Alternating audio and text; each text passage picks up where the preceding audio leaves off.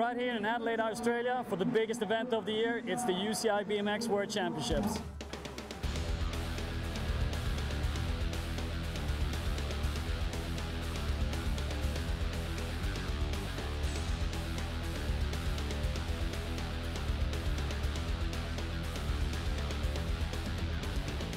This is it, the big one, the 2009 UCI BMX World Championships in Adelaide, Australia. Riders the world over have come together to duel under the rafters of the Adelaide Showgrounds for the biggest title in the sport, the World Championship crown.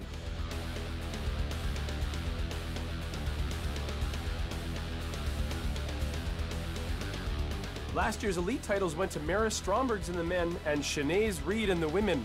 And while Reid is unable to compete due to injury, Strombergs, the Olympic gold medalist, has been on a serious winning streak since the Beijing Games and is vying to keep the rainbow jersey. We got a few words with the Olympic champion as he got ready for the Worlds.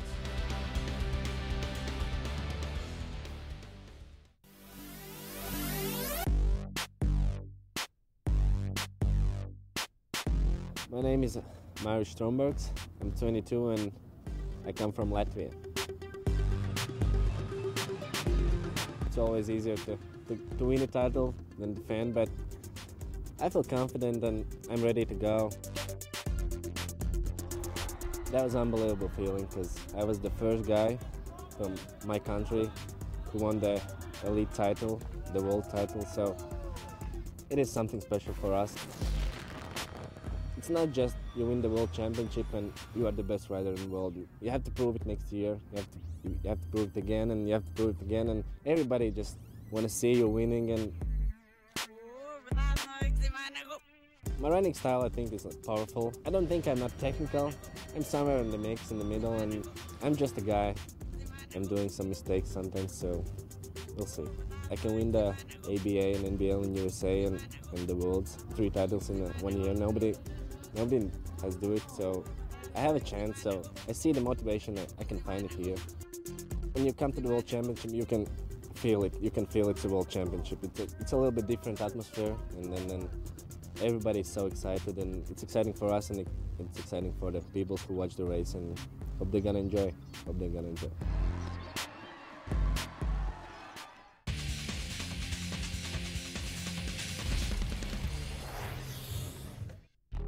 The riders were eager to get to know the track here in Adelaide. Practice got underway with the men and women both looking to master the tight, technical course. Straight 2 isn't for the faint-hearted. Starts off with a big set of doubles which lead into a massive 35-foot step-up followed by another shorter set of smaller doubles.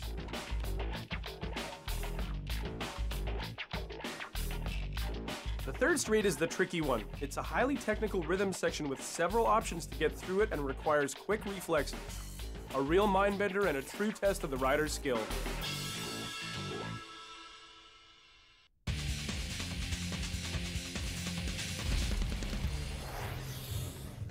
With practice out of the way, it was time to get down to business. The elite men got things going with their round of 8 qualifiers. In the first heat, there was one rider to watch out for. This guy could go all the way.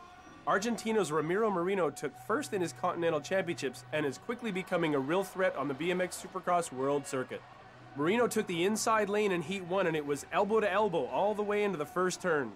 He edged it through and fought off a challenge from Colombian Sergio Lopez and Damien Godet of France. The Argentinian went on to show his mastery down the technical third straight and took the win. The second heat in the elite men's qualifiers was packed with talent, including 3 top Colombians, the Kiwi Mark Willers and Olympian Dutch rider Raymond van der Biezen. On the inside lane, it was Andreas Jimenez who took control, although it was unbelievably tight with Willers fighting for it all the way. They qualified along with Emilia Falla and Fabian Hernandez. What can you say about Randy Stumphauser? A true veteran and gentleman of the sport, he's a multi-world champion in cruiser class, but he's never nailed a top title here at the Worlds. He loves this event, and it's the passion that could take him all the way. Stumphauser showed his experience and took advantage of his lane 1 position down the first straight. In a fast-paced heat, Stumpy went at it bar to bar with Australia's Brian Kirkham, who was fueled by the energized crowd, and Brit Liam Phillips, who pushed hard to the finish. But Stumphauser stayed calm and in control, taking the win. Heat 4 of the elite men's qualifiers was always going to be interesting. All eyes were on Olympic gold and reigning world champ Maris Strombergs of Latvia and the mercurial Aussie Kalen Young, a guy with massive and sometimes underestimated talent. In a sensational start, Young exploded out of the gate and Strombergs was left high and dry. By the end of straight one, Strombergs was in last place. Surely the world champ couldn't be going out at this stage. Young dominated the heat, but all the drama went on behind him. Strombergs was a man on a mission and fought back hard on the third and fourth straights, passing 4 riders to barely qualify. This is what he had to say about it. I had a late gate, and then Kalen did a good job and hold me in the first straight, and then I even couldn't jump the second double, and then I thought, oh man, it's over. I'm going home. But after the second straight, I really started to believe that I can pass those 3 guys, and I did it on the third straight. I did it. And not getting a win. I think he got through, got fourth. It wasn't intentional. It's just, that's racing, man. And he'd do the same, you know. Heat 5 of the elite men was up next with Australia's Luke Medill, one of the favorites up there in the gate. Medill would have some tough competition, though. He was up against one of Holland's rising young stars, Martin Scherpen. It was a tight race with Scherpen and Medill fighting it out for the first spot. There was drama on turn 2 when South African Gavin Lubba skidded out on the inside of the turn.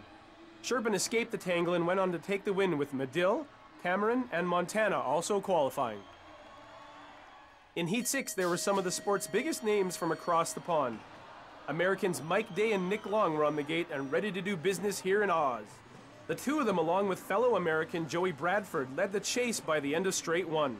It was looking good for a US 1, 2, and 3 until drama unfolded in turn number 2.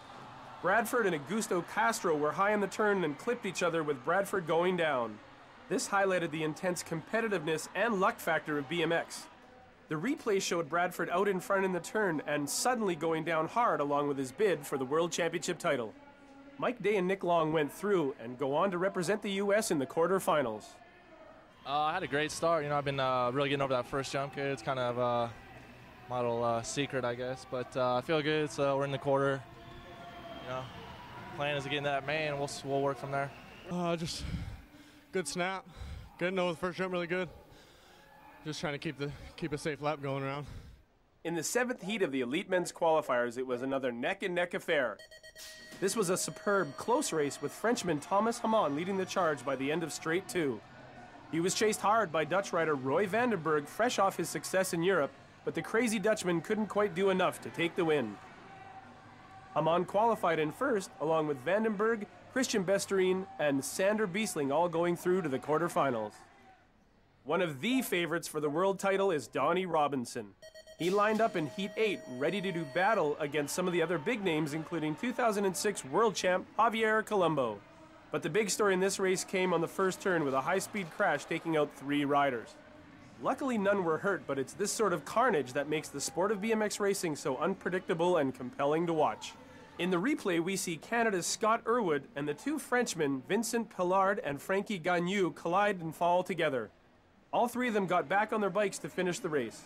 Donnie Robinson cruised to the win with Jonathan Suarez, Jason Rogers, and Javier Colombo also qualifying.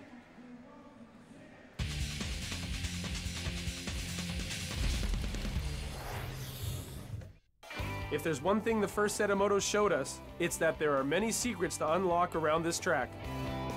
Building a world championship track that accommodates all ages and classes of riders certainly creates a tough challenge for UCI track builder Tom Ritzenthaler.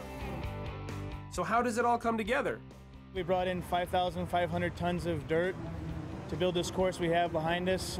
We have just one elite straightaway this year, and since we're such a tight, restricted area, you know, we had to cram everything in to make it a good action-packed show. We were building this track for the all-around rider. You know, the first straight we got horsepower, second straight we got technical, third straight we got technical, third straight we bring it back to the horsepower rider, you know, so that way we'll have that race won and lost at the finish line instead of coming out of turn 2 or turn 3. Feel pretty fast on the first straight, you know, and you gotta be careful in the third straight, so you gotta be really focused because you can mess up and that'll kill your momentum. First straight, that's been the make or break of the race. You know, it's pretty tight after that, so you just got to get out front and hold on. When we first seen it, we were a little bit, I think, iffy about the second jump. It looks like a bit of a monster, but no, it's really good, works really well, and really fast, and really excited to race it. The third straight, for sure, is going to be my, like, the best one for me. The track is very good. I like it very much. it will be a nice show. The bottom of the hill right here, the transition, just trying to pedal through it and get powerful cranks there. And then the third straight's definitely tricky, so I want to stay focused there. Yeah, just pin it, give it 100% every lap, and just see where you end up.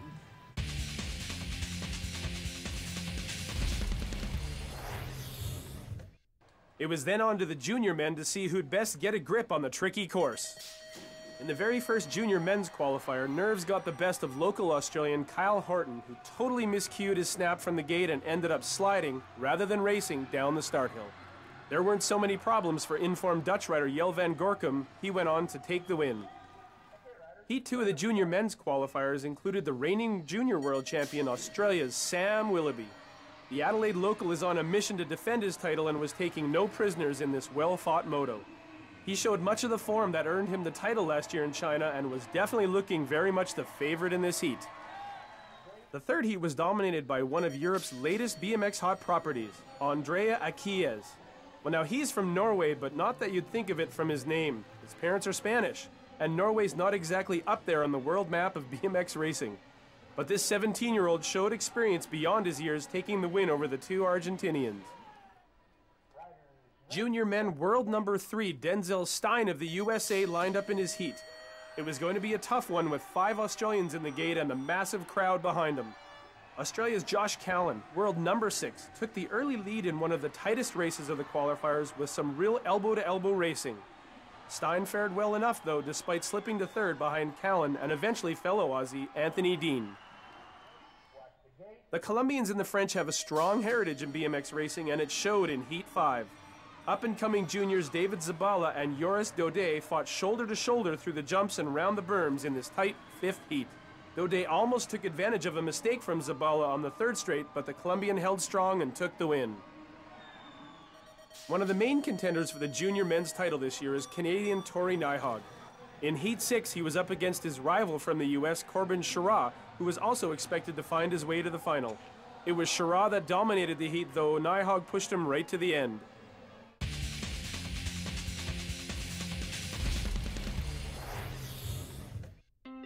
Nyhog's made the trip down under all the way from Vancouver, Canada. We caught up with the 17-year-old during some downtime at the Worlds. My name's Tory Nyhog. I'm 17 years old and from Vancouver, Canada. My riding style, I think I'm pretty strong on the gate and I got a pretty good first straight. And I don't really let other people bother me. You know, I just go and do my thing and I train hard and I love racing. I just try and have some fun on the bike. You know, when I get into the gate, usually I don't think about anyone else in the gate. I just think about getting that first turn first, and I just visualize, always visualize, and keep my breathing calm, and just relax and just go out and do my thing. Being part of the World Championships with all these different countries is fantastic. You know, I don't see many of the other countries all year round, and I come here and we all reunite and have some fun together, and it's great seeing everyone, and everyone's going fast, so it's a great event. Riding against some of the best guys in the world is a great experience. You know, learning from them, just watching them what they do, and I hope to be one of those guys in the future. And I think I have the training and motivation to do that. I'm a pretty superstitious guy. If I do something in my left side of the body, I have to do the exact same on the right-hand side. Like if I adjust my glove on my left, I have to do the same on the right. And I never bring a change of clothes on a race day, because you only need a change of clothes if you don't make the final. And I know I'm going to make the final, so I never bring a change of clothes. I'm a very competitive guy, so I love racing, I love winning, and I hope to one day go to the Olympics and race for Canada.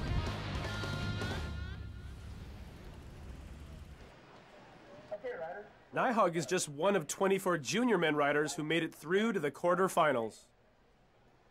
The first of those quarters rolled into the gate with 6 riders ready to do business and to try to make it through to the semis. Sam Willoughby was one of them, the defending champion. He didn't exactly cruise through the race, but he did dominate and showed the kind of class that it takes to win an event like this. His mastery of the Super Tech third straight was superb, and he went on to take the win in 28.43 seconds. Also qualifying were Michael Shostanoof, Jelle van Gorkum, and Jordan Seward. In the second junior men's quarterfinal, there would be no prisoners taken by Norwegian rider Andrea Aquies. He ruled the heat and provided us with a master class in control and how to use the backside of these jumps to their full effect. The others to qualify were Renaud Blanc, Riley Stair, and Facundo Narp. Denzel Stein had a bit more to prove in his quarterfinal heat when he rolled into the gate in lane 5. Looking to improve on a third place from the qualifiers, Stein blasted out of the start first. By straight two, he was out in front and flying through the pro section. He managed to avoid a tangle in turn 2 and went on to win the lap to qualify to the semifinals along with Anthony Dean, Joris Daudet, and Giacomo Fantoni. Probably like the best lap I had all day. Just stayed relaxed and consistent. So that's what I need to do in this semi so I can get in the main event.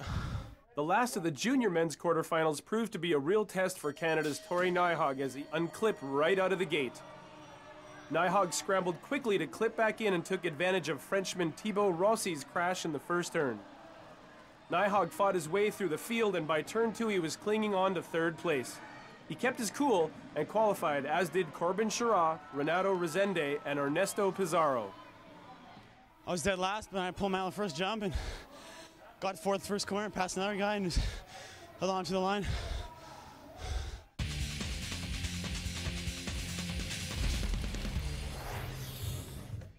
After the drama of the junior men's quarterfinals, it was up to the elite men to show their skills in their own set of quarters.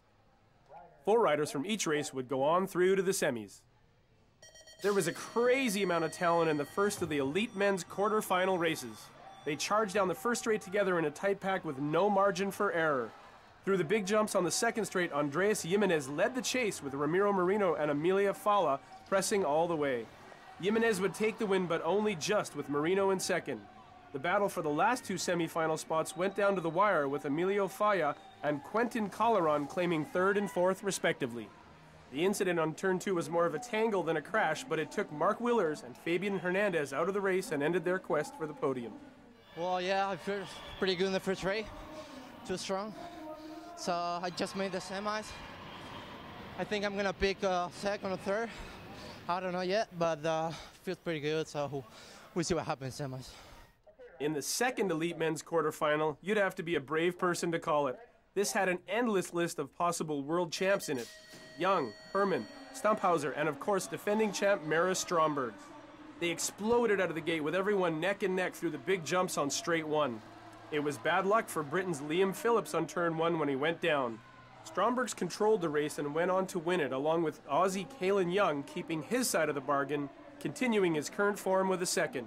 David Herman took the 3rd, and Randy Stumphauser continued to roll back the years with a 4th place qualifying spot into the semis. It's kind of crazy down the first straight.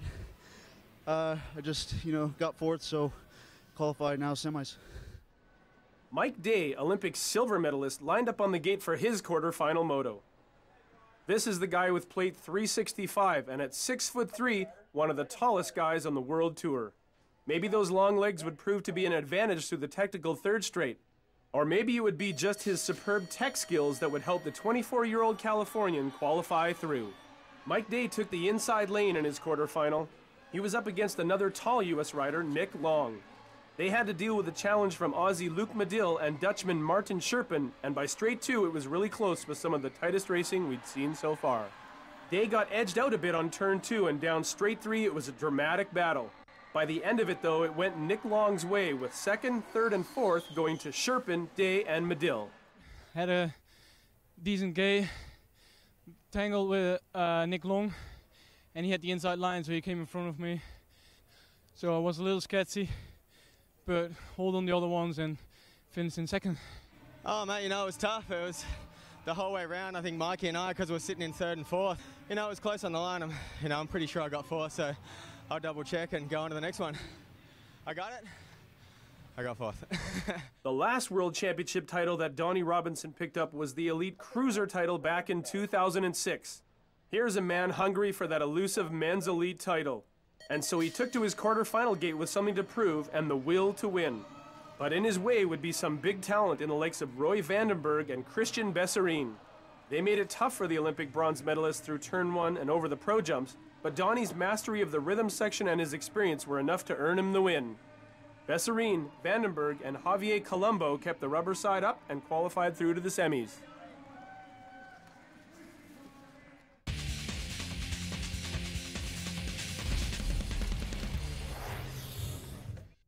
Women's BMX racing has undergone a huge transformation in recent years.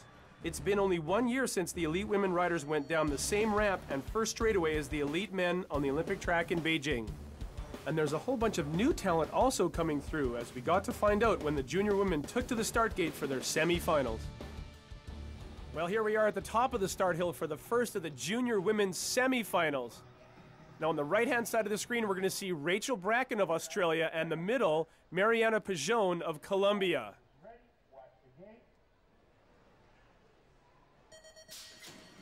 And away down the gate, she got an incredibly good start, but look at Pajone, the yellow jersey in the middle.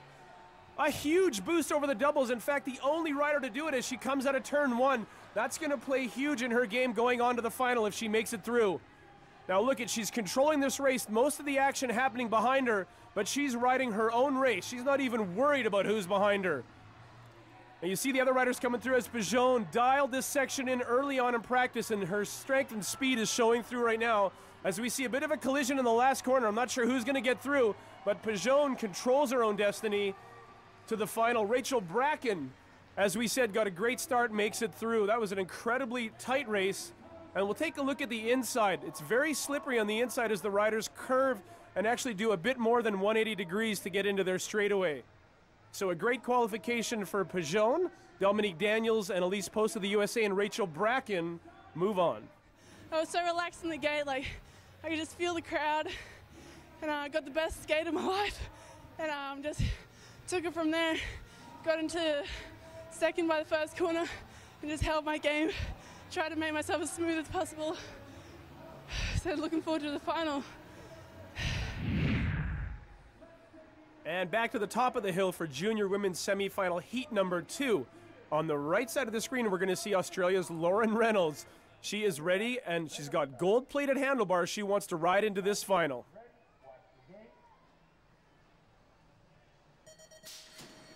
Great hips to handlebars as she comes down. She got an incredible start.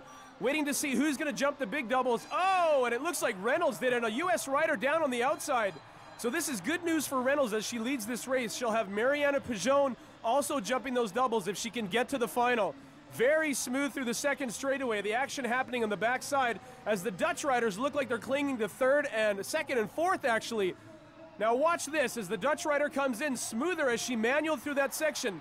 Like we said, a lot of mysteries to unlock that third straightaway as Lauren Reynolds takes the win, but she's got to be concerned about how quickly the Dutch rider made up some time. And you'll see Reynolds will move on. Those gold handlebars, her lucky charm for this race, along with 2 of the Dutch riders, Rangers and Bentham, along with Alexandra Williams of New Zealand. Yeah, I was a bit late this one. Got out nice and strong and sort of got a slightly bit loose down the second straight, but I held it together. With Lauren Reynolds taking first in her semi-final, she's set for a showdown with some of the best in the world. So what is it that makes this bright new star desire glory so much? My name's Lauren Reynolds, I'm 18, I'm from Bunbury in Western Australia.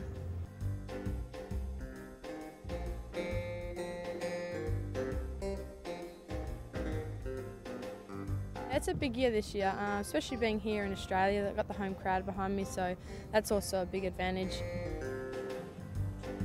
We've had a good year training as a group. We've got the new EDS program, the high performance team, so we've spent a lot of time together.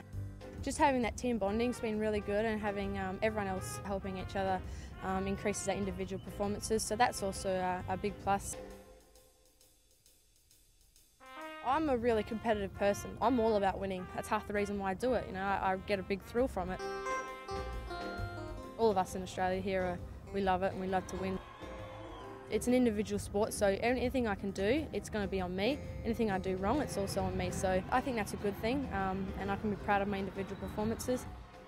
Everyone's so fast now, so you can make a mistake and it's quite easily to not win, but you've got to take that on the chin and learn from it. I'm not the strongest girl out there, but I sort of use my skill to make up for that. I'm really working towards the Olympics in 2012 to make the Australian team and hopefully medal. I can't wait to get up on the ramp and have my name called out and have everyone cheering for me. It's going to be sick. Reynolds is certainly a name to look out for in the future, but what about the here and now? Which of the elite women is going to make it to the main event? We're at the top of the start hill for the first of the elite women's semi-finals. You're looking at Sam Cools of Canada. She's 23 years old and is currently on the UCI's very own training program being coached by Hervé Krebs. She made the Olympic main last year and could make a real challenge for the world title this time around. And here we go for elite women's semi-final number 1.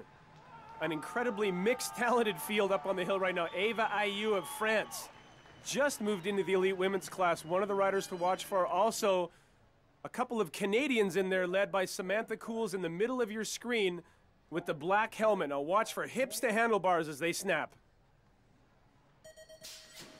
Oh, and a great stab by the Frenchwoman on the inside. Magali Poitier in the middle, the one with the best hole shot as she takes to the doubles and gets through. Now coming into turn 1, action's gonna get tight here. A bit of a slip there. She gets a little loose. Cool's trying to hang on.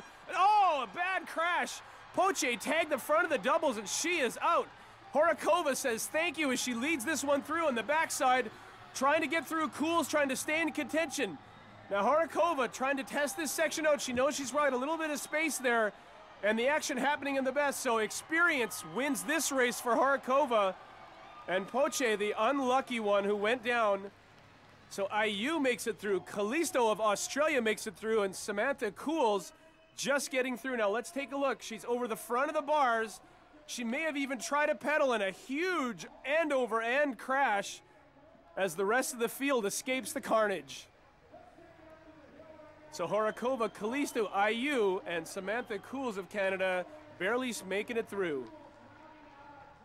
Well, I had a really bad gate, but I had inside in the first corner, so I passed them, and I guess Magali crashed on the second straight, so I was leading till the finish, so I'm very satisfied. This is Ariel Martin, who now calls Seattle in the Northwest home. In her bid last year to make the U.S. Olympic team, she fell in the quarterfinals and lost the bid to eventual bronze medalist Jill Kittner by a mere point. And back up to the top of the 5-meter start hill for the women's semi-final number 2. Now in the middle of the screen, you're going to see Sarah Walker of New Zealand, the tallest rider in this field. And on the right-hand side, Manon Valentino of France. She has a great start. Watch for the big snap on the inside or the right side of the screen, and she does. An incredibly good snap. She could give Walker the run for the money. The 2 are going to the double, but it's Walker, the smooth backside. Now she showed mastery on this class as Ariel Martin tries to put herself in the mix as well. Now look at his Walker towering over this straightaway as they round turn number 3. You'll see right tucked in behind her, Valentino keeping her honest, and Diaz, who always finds her way into the mix. Look at the confidence right now. You can hear the New Zealand crowd cheering for Walker. Valentino will ride in for the 2. Diaz is in the 3 spot. An incredibly tight field as the 4 cross the finish line. Now Ariel Martin just made the cut here. That bodes well for her since she missed the Olympics last year by missing the cut at the same World Championships. So it's Martin, Diaz, Valentino, and Sarah Walker, the confident Kiwi. I had a right gate, but as soon as I hit the fish jump, I just pull away from the other girls and have fun on the track and really enjoy it. And the atmosphere is great. Although Dutch rider Lieke Klaus didn't make it this time, she's no slouch and she was 3rd at the 2007 Worlds in the junior women's class. So what is it about this 19-year-old flying Dutch woman that keeps her among the big names up on those start gates?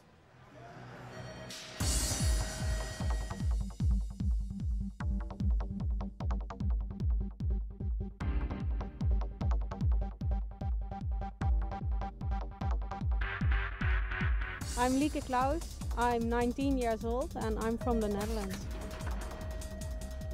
I want to make a name for myself that they remember Lieke Klaus. My career number is 66. I wanted an even number. I played poker for a while and I had very luck with 66, so that's my number, 66. My riding style is really powerful, good gates, jump in. Not very technical, but I'm getting into it. The Olympic experience helped me here because I'm not nervous at all. And I wasn't at the Olympics, so I know I can do it. And normally I'm so nervous, and now I just feel the good feelings. When I'm on the gate, I really think, well, I can beat you all. It sounds really self-confident, but, well, it's my feeling. I have the best gate here, so I can beat you. course, I'm riding for Holland, but I'm also riding for Lieke Klaus. While the Worlds are over for Klaus this year at least, these guys are trying to get themselves in the zone. This is the junior men, and they are up on the gate for their first of the semi-final rounds. All right, here we go to the top of the hill for the junior men's semi-finals. This is heat number 1 on the hill, and we're going to be looking at Sam Willoughby, plate number 1 from Australia. But at the right of the screen, every moto this guy has got better. That's Akies from Norway, and a great start. He looks like he could challenge Willoughby on the inside. The lane 1 was a smart choice, but Willoughby gets out first. Rounding turn 1, they go to the right side for the Elite Men's Pro section. Now watch, here comes the Dutch rider on the inside, Van Gorkum, trying to get through as Willoughby leads the chase. And oh, look at it, Kia's back there, gets a lucky break with a crash.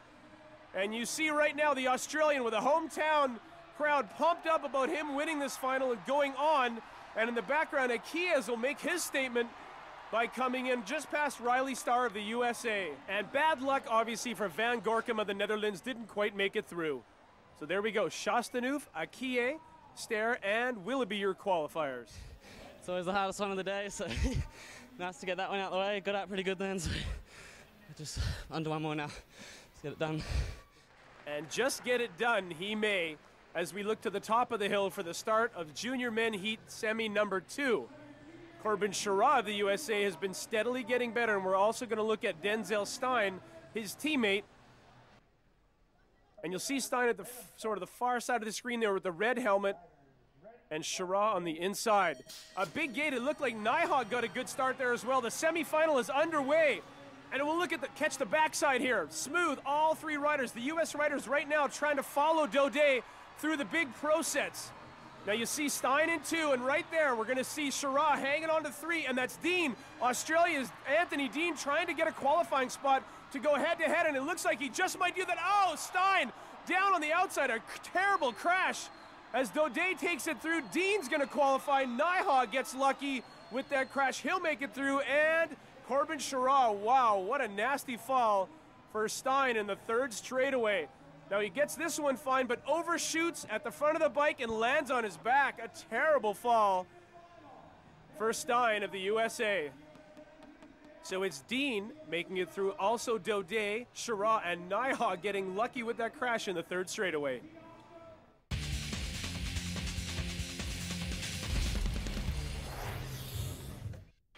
We're back with the elite men now, and things are getting to the business end of the World Champs. These guys are rolling into the gate for the first of their semifinals.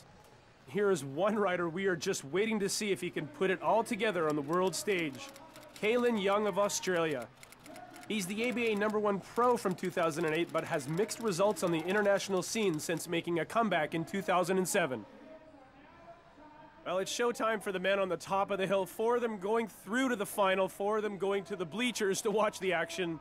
And this is an incredible look at Stromberg's on the right-hand side of Latvia. He wants to keep his dreams alive to repeat as champ.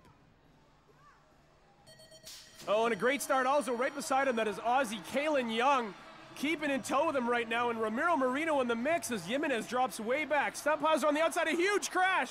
And Jimenez gets through it. I don't know how he made it through it, but Stromberg's leads this one out. Jimenez always finding ways to get around that kind of stuff. One of the smartest riders on the track, and Marino looking back right there, knows that he's got a bit of safety room in order to qualify. So Stromberg's, since that scary qualifier early on, has taken control. He'll make it through along with Jimenez. And as here we see Stromberg's nice backside, nice and smooth, but things got a little too tight for everybody on the high side. No room left on there as Stumphauser's dreams disappear quickly. And what a tough race there. Caelan Young managing to get through that crazy mix to meet in the final along with Stromberg's, Jimenez, and Marino. Yeah, so some guys crashed, I saw, but I knew I needed a good lap, and I ride to the finish line. I think it was in the A finals with the Maris and Caelan. They were like fighting, so I was expecting something like that in the semi. Man, I've been so good up into that lap, and I just was napping on the gate and got cut off. But it's a World Championships, man. It's just, you know, you got to have that luck to go with it, you know.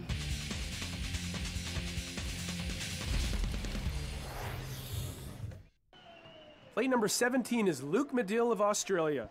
This guy says his favorite food is steak and mash. Well, that's quite a fact, and who knows, maybe this track is going to be meat and potatoes for the Aussie. Let's see what he can do here in his home country. And even more crucial in this heat is going to be the gate start. 3 Americans in there, and Luke Medill trying to break up that mix if he wants to make it into the final with his countrymen. And a good shot from the backside of the start. He'll watch for the hips to handlebars, especially from Donnie Robinson in lane number 2. A great start by Robinson as he powers it away. Now Day's going to be in the mix on the outside. He chose that lane on purpose as, oh, a huge crash. Bessarine is down. That leaves 7 riders to battle it out as, look at Day on the inside. Climbed his way back from lane 8. He and Robinson and the other American in there as well. Nick Long bumps right now. Now the 4 of them are together. They may not know who's behind them, but Robinson and Day are out of the mix. Nick Long holds off the charge from Medill and nobody else behind him. So an interesting tactic there in lane number 2. So Medill breaks up the All-American trio there, but here we go. Bessarine overshoots that double. Just had to be the energy and took his chances out. And another Argentinian right there, Javier Colombo, slides his dreams away as you see Robinson take it through. So 3 Americans make it, along with Luke Medill. Should be proud and to do this in his home country. Got a little bit of luck out there. My start was pretty average. I'm starting to feel pretty tired. So, you know, just stuck in there. And yeah, it's definitely the crowd that, you know, no matter how you feel, they push you through. So it's awesome. No sooner are these guys off the track than it's time for the junior women to take their lanes for the big one.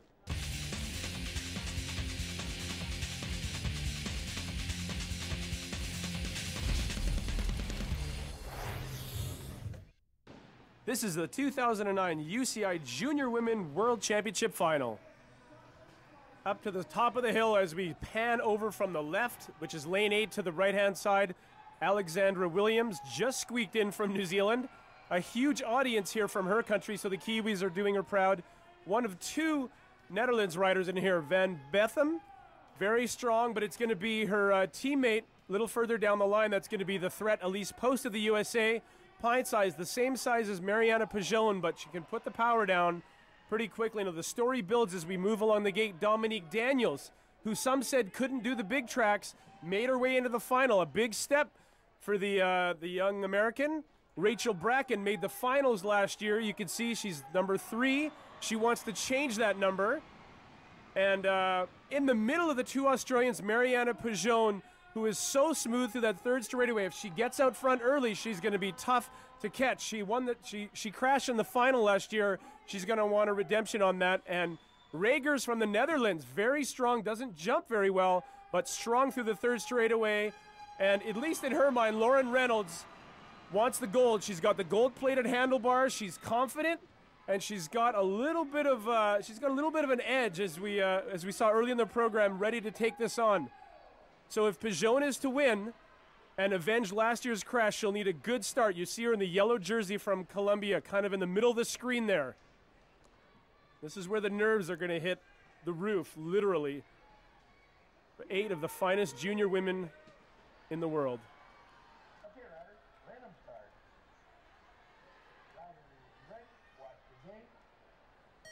Now watch Lauren Reynolds on the inside there, an incredible start. She could be pushing Pajon. Look for the yellow jersey. Oh, so smooth over there. This race could be hers if she hangs on with Lauren Reynolds on the inside. Oh, a huge slide out. The inside turn took her away from this race. Her title is gone. Now look at Pajon in control of her own destiny. Not a chance there that the Netherlands riders are going to have a chance. That's Regers in the 2 spot if she can stay smooth, but there's no way Pajon going to roll this one through for Colombia. An incredible win. Last year she had defeat, crashing out in the lead. This year she takes the win convincingly. And what an incredible finish for 2nd, 3rd, and 4th. Now we're going to look at the replay and see what happens with Reynolds. On the right side of the screen, didn't quite jump the double well. She bobbled it. Maybe lost a bit of confidence. Look at that, Pajon just boosting the doubles. This race is all hers right here, and Lauren Reynolds cuts the inside of the track. Now she starts to pedal a little earlier and just unseats the back end, and it slides out, and there goes her bid for the World Championship title. A bad day, but Rachel Bracken does pull the weight for Australia with a 4th, Rangers Bentham, and of course Pajon, her first win in her 2nd and last year of junior women. I don't know, I just can't believe it. It was a really good gate. My lap was perfect. I'm so happy.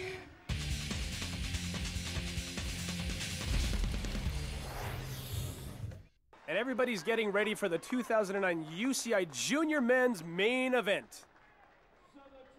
He started racing BMX at 6 years of age, and he's 18 years old now from this very town of Adelaide. Says his favorite food is his mom's apple crumble. Well, I hope he's had plenty of it. He's going to need that energy for the race, and no doubt his mom is here in the crowd cheering him on. Now, the Aussies have a strong presence in the junior men's final. Michael Shostanouf on the outside lane, that's lane 8, getting ready as he follow along the gate here. Corbin Shara steady as she goes through the whole race. He could pull it off, but he's in lane 7. Will need a great gate to do it. Now in the middle, this guy has surprised everybody. Could be Norway's future Olympian. That's Andre Akias. Man, has this guy proven his worth here. Canada's Tori Nyhog, if he finally gets the gate he's looking for, could be in the mix for the podium position. Riley Stair, maybe no one expected this guy to be here, but fought his way hard through the quarters and semis and earned a place here. Now next to him, Joris Daudet. Strong starts. Watch this guy off the gate. If he can get out first, could be the challenge that Willoughby wasn't expecting. Now here's the man. He didn't want quite the inside lane. Willoughby likes lane 2, and he had the choice looking for a back-to-back title run in the junior men's. And to his right, the guy that surprised everybody here, Anthony Dean. So 3 Australians and the rest of the world go down in history here with Willoughby's bid for a second title in a row. First person to ever do that. Now watch who's going to get the gate start of the lifetime here and take the win. Okay, riders, let them start. Riders ready, watch the gate. Oh, strong start by both of the Aussies, but it's Willoughby with an early pop. One rider's down already as Willoughby in control early. Daudet on the inside, the Frenchman, we expect him to be there, and Akias riding strong. Oh, Daudet, a huge crash.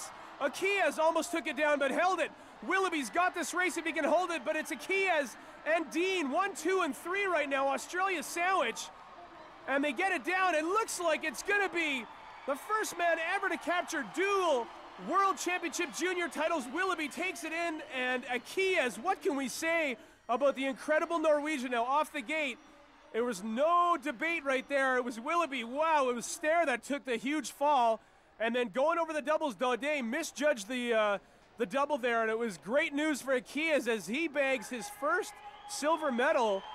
And Anthony Dean of Australia comes in for the 3rd. That's the bronze medal. Nobody expected that one. And Nyhog edges out Shara on a crash-filled men's final. To come out here in Adelaide was just enough to be able to race in front of my hometown and show them what I do, sort of thing. And to bring home my 2nd world title in a row, I can't ask for anything more. Happiest man in the world.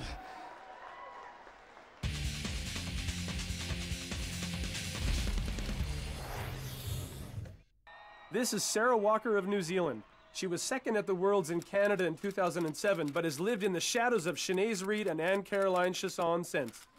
This could be her year. She says her favorite track is the Olympic one, and that says a lot about her. As we look across this star-studded gate, without Sinead Reid, the reigning world champ in the mix, we're going to have a new world champion, and USA's Ariel Martin is ready and prepared. Next to her, someone that she rides with quite a bit domestically in the USA and North America, Canada's Samantha Cool's strong jumping style. Maria Gabriela Diaz always finds herself in the final. This could be the year that she wins the elite women's final, but she's got some heavy competition. Now, Ava Ayu impressed early this season with a World Cup podium and has continued on a winning streak that could take her to at least the podium here. Nicole Callisto of Australia, she's going to get that hometown pumped up for her, getting everybody excited. You can see a little bit of smile, but mainly focused. Now moving down further in the gate, Yana Horakova ran an incredible semi. She's looking very competent and has restored her confidence in her BMX side of things. Mano Valentino, one of the strongest riders down the first straightaway, gives you the little wink. And on the very inside of the track, looking calm, always has a smile on her face. She wants to turn it into gold this time. That's New Zealand's Sarah Walker, who's been the favorite through qualifying and the transfer motos.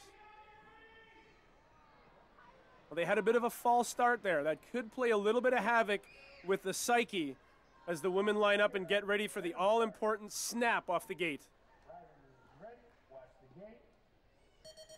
And the women are about to blast into the history books. Oh man, oh, Valentino, the French woman, got a huge gate. But it looks like Walker has pulled out all the stops to take turn number 1 claims. One rider down, that'll be Valentino. Her dreams are gone as Walker takes control of yet another race. And this is the championship one. A ton of space between her and the youngster, Ava Ayu, and USA's Ariel Martin. And we see Yana Harakova always consistent in the backside, but it's going to be the Kiwi. No longer called the flightless bird. This is Sarah Walker's first big world stage win as she takes it convincingly. Wow, Ava Ayu continues to impress on the world stage, and Ariel Martin with the bronze.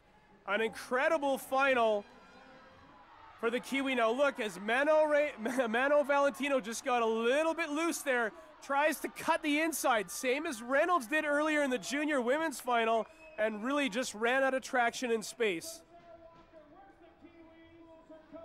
So here we go. Harakova will take up the 4th, but the medalists, Ariel Martin, Ava Ayu, and a well-deserved big smile for Sarah Walker of New Zealand in the gold medal win.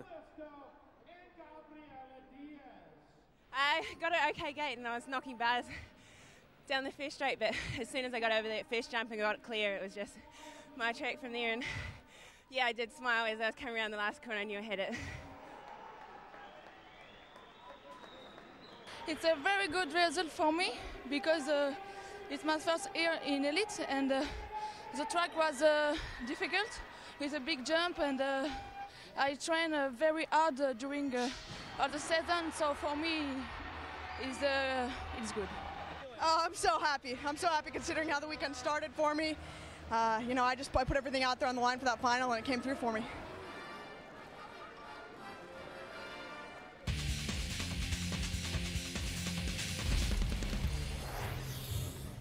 Next up, it's the main event. This is the Elite Men's Final. This is for the 2009 UCI BMX World Championship crown in the elusive rainbow jersey.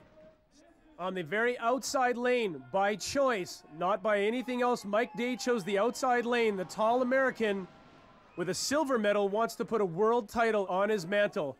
And he's going to have a challenge with Kalen Young. Points to the Australian crowd. He'll use their energy to try to win his first world championship title. Now next to him, the youngster, love this guy, Argentinians, Ramiro Moreno. Man, has this guy got fire. Could put it all together in this main event.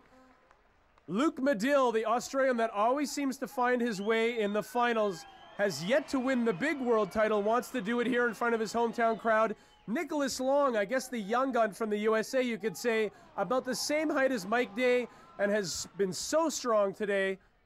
And next to him, you know, they call him the pint-sized Donnie Robinson, said he couldn't hang with the tall guys. No such luck for this man. He's here to prove and chase after his elusive world title. Andreas Jimenez puts the clap out. You never really see this guy in the races. He doesn't make the big moves. He's just super smart.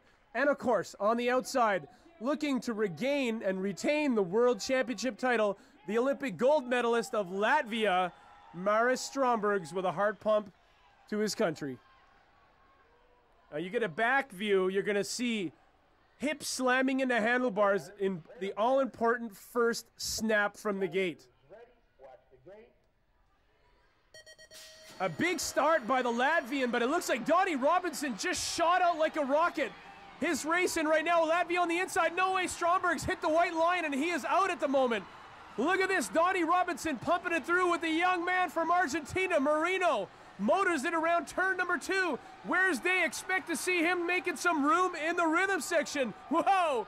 Robinson bobbled a bit, but controls the races. He's going to take it through. If he can hang on with Day in tow, it'll be Donnie. D.R. Robinson, his first elite men's title. Wow. In the background, Mike Day clawed his way back to pass Moreno and claim his stake for another silver medal. Now look at the start. Donnie Robinson's 3 first cranks, incredible. Nick Long couldn't stay in the mix as Robinson just charged the first turn. Now look at the tight group there as you'll see Stromberg's riding the paint. Tries to hang on, but he bobbles when he lands and tags Long a little bit in that corner, pushing him up high as Moreno gets around the collision, manages to stay safe with a 3rd place. Mike Day rides the victory lap as the silver medalist again. Donnie Robinson, his first elite men's title. Congratulations, a long, hard-fought battle. That lap was unreal. I mean, it was just one of those things that my first 3 pedals were just amazing, and that, you know, got me out in front. This is a really tight track, and as long as you can stay, you know, in control, it was really hard to pass on it. So luckily I got out in front and was able to stay smooth enough to get the job done. I'm world champion in the elite men, and you know, I got it when I was junior, and that was an unreal feeling then, but to have it in the elite men, you know, especially coming off the Olympics, it's definitely going to take a couple days to sink in. I feel good, you know. I had lane 8 in the main, I picked that, but I got out really good. I bonked that first jump a little bit, but to come back and get second, I'm psyched. I had a good game on the main. I was focusing. I've been training so hard to this race. I really know that I could put it together, you know, like before the race. I got a medal. It's incredible.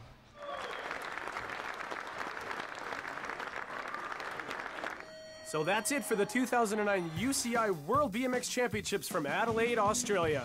It's been a thrilling roller coaster of an event with drama and glory in equal measures, and one thing's for sure, BMX racing once again showed us how spectacular this sport really can be.